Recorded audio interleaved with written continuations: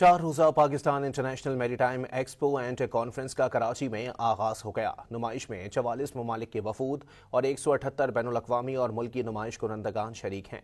वफाकी वज़ीर बराए मनसूबाबंदी एहसन इकबाल ने तकरीब में बतौर मेहमान खुसूसी शिरकत की, जबकि सऊदी अरब के वज़ीर बराए ट्रांसपोर्ट और लॉजिस्टिक्स सपोर्ट सोले अल जासिर एजाज़ी मेहमान थे।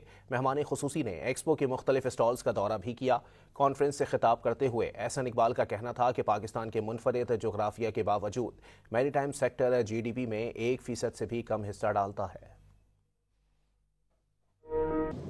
Our unique geography, where South Asia, Central Asia, and Middle East and Africa converge, positions Pakistan as a natural maritime bridge between East and the West.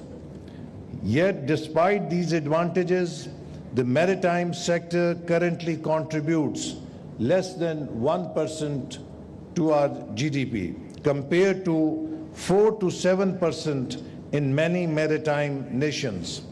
This gap represents the untapped opportunity and strategic imperative for our national development.